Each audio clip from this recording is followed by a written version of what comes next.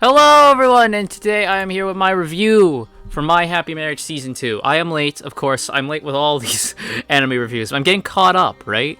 I've got stuff I watch when it comes out and stuff I binge after, and this is one of the ones I binged after. And I'm actually glad I did because I don't think I could have handled a lot of these cliffhangers that they were giving me here in Season 2. So I enjoyed Season 1 of My Happy Marriage. I did. I thought it was good. I thought it was a fun little anime. I enjoyed the story, right? It's a nice romance story with a couple of supernatural elements thrown in there to keep probably the people who just want action and all that, invested and all that. But I very much enjoyed My Happy Marriage Season 1. What did I give it? I think I gave it like a 7. It was fun, and when I heard oh, there's a Season 2, I was like, oh, cool, I'm all for a Season 2. Yeah. So, Season 2 is there. There was also an OVA, which I did not know about, and I watched the OVA with Season 2. So the OVA was fun. I'll just do a quick little thing with the OVA. The OVA was fun.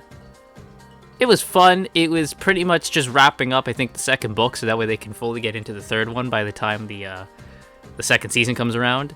So, there we go.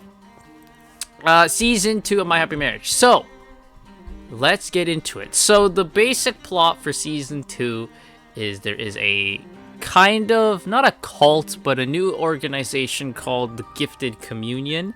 And they're all about, making those with supernatural abilities on top, right? They've even found a way to gift people, ordinary people, supernatural abilities and all that stuff. So their whole thing is that the leader of the group, he wants to put Mio on top because she is going to be the maiden, and he made the maiden a dream site, right? So he wants to put her on top of everything. And then you go through, you find out what is the leader's connection with Mio, more specifically her mother, and we get a lot more cute Mio and Kudo moments because they have now grown as characters. To the point where they are not so, standoffish with one another. Which is, I think, a big problem I had with Season 1 was Mio's indecisiveness and Kyoka's coldness towards pretty much everything. It was the whole typical, one of them is oblivious, one of them doesn't understand their feeling, type of thing. But it's I get where it was coming from, and it's understood why the characters are like that. I understand why Mio was the way she was. She had been beaten down, treated as nothing less than a servant her whole life by her family. She was abused for years.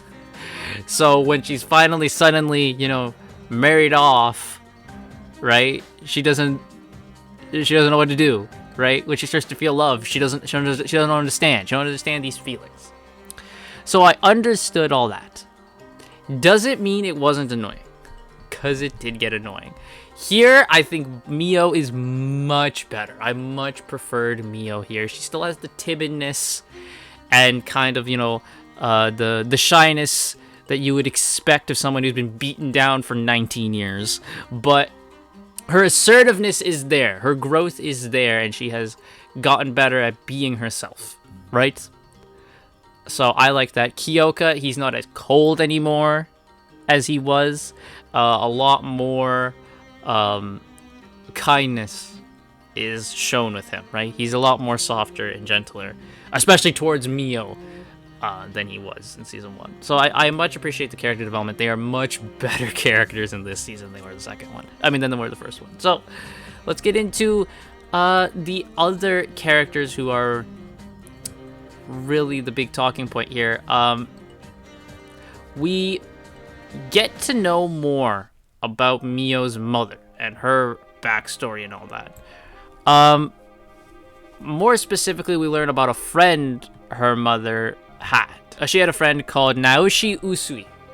He was from a branch family who shared Usuba blood.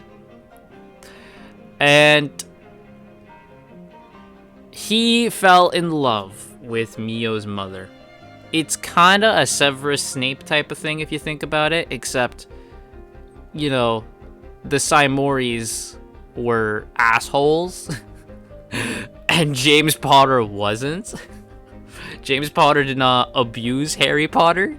You know, it's kind of a Snape thing. The abused, beaten down kid meets a girl who shows him the light and all that type of stuff, but then she gets married to someone else, and he becomes bitter and, you know, vengeful and all that type of stuff. But unlike Snape, who saw Harry as a reminder of what he couldn't have, Naoshi sees Mio as a reminder of what did happen, and even though she is Sumi's daughter, he pretty much sees her as his own daughter in his own twisted, warped way. So he builds the gifted communion as a way to kind of like fulfill what he thinks was Sumi's last wish. Because Sumi told him before she left, you know, make a world, you know, I bestow my dream of wanting to make a better world for all supernatural users to you, because I am doing something to better the benefit of the Usopp family, which is by marrying into the Saimoris. So I can't do that anymore. I bestow it to you. He eventually visited her one day, and she tells him, like, you know, I don't ever really want to see you again, because she saw the bad road he was kind of going down. She kind of brushed him off, and she's like, I have a daughter now. She's all I need. She's what I'm focused on. So I don't care about this anymore, right? And it's a nice little thing. It's not like a retcon that like completely like destroys what was already established. We didn't know much of the mother that much anyway, and the reason they don't talk about Naoshi in the first place in season 1 is because he was kind of like seen as like a troubled kid, and they kind of didn't want to talk about him, right? So that makes sense. So Naoshi as a villain, I mean, he does unforgivable things. They tried to make him like somewhat redeemed at the end, but it's like, no, this guy's a bad guy. He bad boy. Arata got a bit more character development. You get a moment where you think he might have turned, joined the gifted communion, but that is not the case. It's all a ploy. It's all a plan. And all that type of stuff. Because as he says many times in the season, he's like, every decision I make, everything I do is for the Usopp family and Mio. So every choice he makes is for their benefit. And he did pretty much take down the role this season of, you have to damn yourself a bit for the good to happen. Some good guys got to take the fall, got to do the bad thing for a bit in order to fully take down the bad guy. So props to Arata for that. I forgave him. You're forgiven, bro. I forgive you for what you did. A big thing we did see is the Kudo family. We got to see more of Kyoka's family. We got to see his family. So, we got to meet his father, who was born with, I think he has like ice powers or something. Like that's kind of what they showed he had. He has ice powers.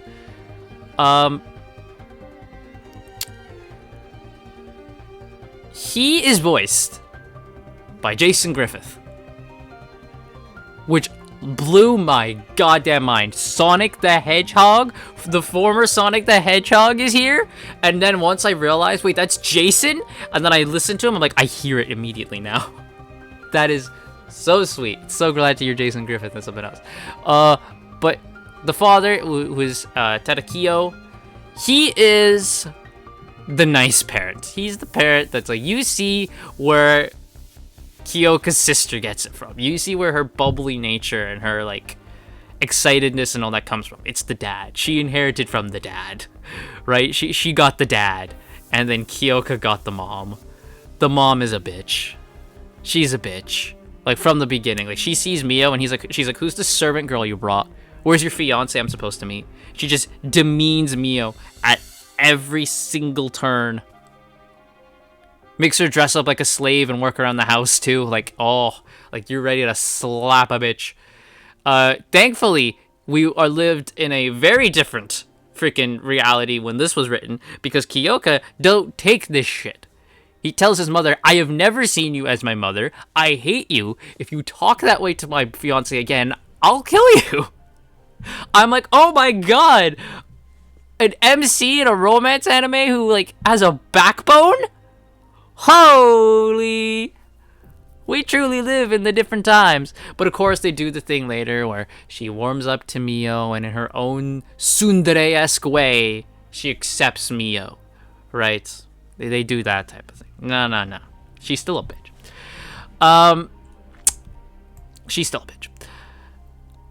There is another character who is Karuko Jinochi. She is a member of the anti-grotesquerie unit. She becomes a friend of Mio. She is like one of the only female officers here, and they do a thing this season where they show the sexism in the unit, right? Which this bit was not my favorite, because I'm like, here's the thing. Do I think sexism would have existed in a place like this? Probably. Absolutely. Let's not beat around the bush here. It exists in reality. It would probably exist in a place like this. It's, again, just the way they handle it. It was so, like, heavy hand-fisted.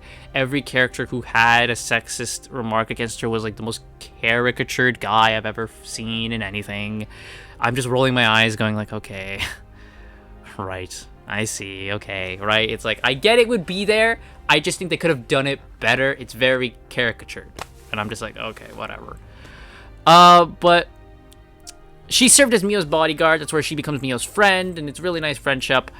There is a bit of a surprise about Karuko and a connection to Kyoka, which maybe I'll keep that secret for now. But yeah, I liked Karuko for the bit she was here. She's not there much. She's there for a little bit in the season, but for what she was there for, I thought she was good. I liked Karuko. I thought Karuko was very, very nice. And, oh, my thing just decided to, okay, computer went crazy.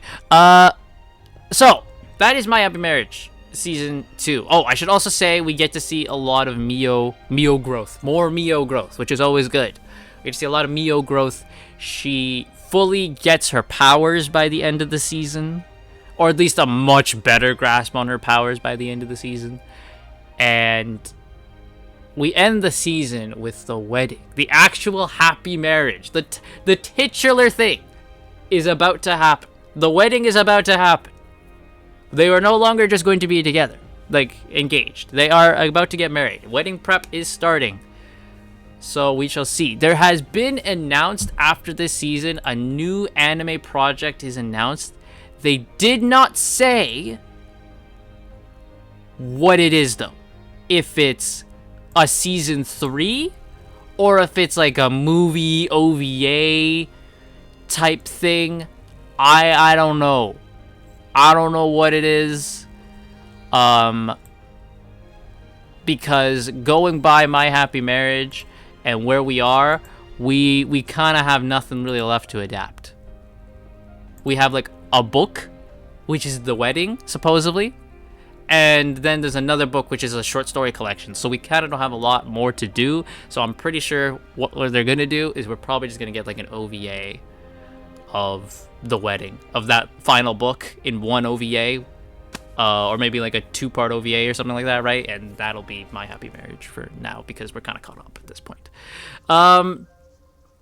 So there we go. That's My Happy Marriage Season 2. Overall, I liked it more than Season 1. I thought it was real fun. I was really into it by the end, to the point where I just binged the end, because I'm like, I can't wait anymore. I kind of have to finish this. It was real good. It's much more action-packed than the first season.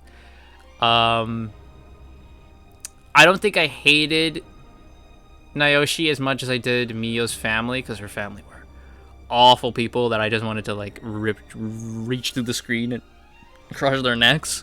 I didn't feel that for Naoshi, but he was a good villain. He was a good villain.